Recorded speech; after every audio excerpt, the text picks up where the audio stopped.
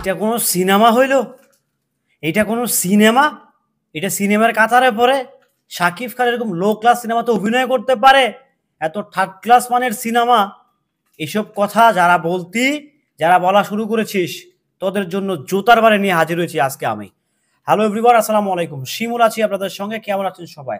সারা দেশে সগৌরবে চলছে শাকিব খানের আলোচিত সিনেমা দরদ।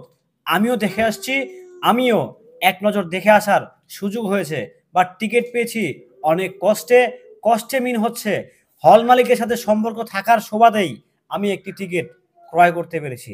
একটি নয়, চারটি টিকিট ক্রয় করার ক্ষমতা আমার হয়েছিল ওই জায়গাটা থেকে। তো 4টি টিকিট ক্রয় করেছিলাম, আমার সাথে আর 3জন ভাই ছিল। তো দরদ সিনেমা নিয়ে অলরেডি দেখতে পাচ্ছি সোশ্যাল মিডিয়াতে কিছু নামদারি টোকাই, যেই টোকাইগুলো সবসময় শাকিব খানের বিপক্ষে লেগে থাকে, শাকিব খানকে নিয়ে আজে বাজে মন্তব্য করে। শাকিব খানের সিনেমা আসলেই এদের ঘুম হারাম হয়ে যায়। এরা আসলে আমি বলবো সান অফ বিচ। এই কথাটা আমি 3বার কেন বললাম? এরা অলরেডি শুরু করে দিছে শাকিব খানের দরদ নিয়ে সমালোচনা। অথচ এত সুন্দর সিনেমা, এত অসাধারণ নির্মাণ, এত অসাধারণ একটা সিনেমা, এত সুন্দর একটা সিনেমা, যেটা আসলে না দেখলে, নিশ্চোখে না দেখলে, খালি চোখে না দেখলে বিশ্বাস করাটাই মুশকিল হয়ে যাবে যে কি বানাইছে পরিচালক অনন্য মামুন, কি করে ফেলাইছে শাকিব খান।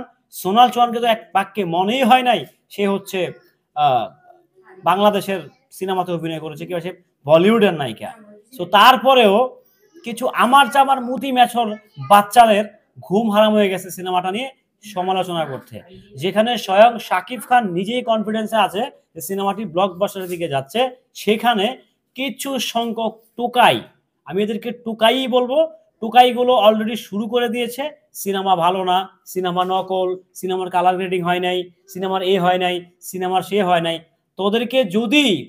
তোদেরকে যদি পৃথিবীর দামি সিনেমাটা এনে দেওয়া হয়, তারা তখনও বলবি এটা কিছু একটা মিসিং ছিল। সো ওই মূর্খগুলো আসলে জানে না, এরা শুধু জানে কিছু টাকা খেয়ে সমালোচনা করতে। পেড রিভিউয়ার কিছু থাকে না, আমাদের দেশেও কিছু পেড রিভিউয়ার আছে, টাকার বিনিময়ে তারা হচ্ছে রিভিউ দিয়ে থাকে। তো আমি দেখতে পাচ্ছি কিছু কন্টেন্ট ক্রিয়েটার শাকিব খানের নাম ভাঙিয়ে হচ্ছে আলোচনায় চলে আসছিল। সেই সব কন্টেন্ট ক্রিয়েটারও এখন দরদ নিয়ে হচ্ছে উঠে পড়ে লাগছে সমালোচনা করার জন্য। বলতেছে যে সিনেমাতে কিছু না একমাত্র শাকিব খান ছাড়া। সো আমি বলবো ভাই, শাকিব খানকে দিয়ে কিছু সিনেমা চলে? তোরা আসলে কি মানে মেয়াদ উত্তীর্ণ গাঁজা মাজা খাস নাকি আমি বুঝি না আসলে। সত্যি কথা মাইডি, আমার মিজাজ মজাজ খুব খারাপ হয়ে গেছে। তোরা কি মেয়াদ উত্তীর্ণ গাঁজা খাস? মেয়াদ উত্তীর্ণ গাঁজা সেটাই তোমার মনে হচ্ছে এখন মাইডি। বারা এক রাতে দিব না, সেমানা বারা ফালিয়ে দিব শান্তির ছেলে বান্তিরা। সিনেমা দেখিস নাই, না দেখে কেমনে তুই সিনেমা দেখলি কোন সময়? তোরা সিনেমাটা দেখলি কোন সময়? তোরা যে বলতেছিস সিনেমাটা নকল, ভালো না, খারাপ, পরিচালককে গালাগালি করতেছে, সিনেমাটা তোরা কোন সময় দেখলি বাবা? টিকিট পাইছিস তোরা তো?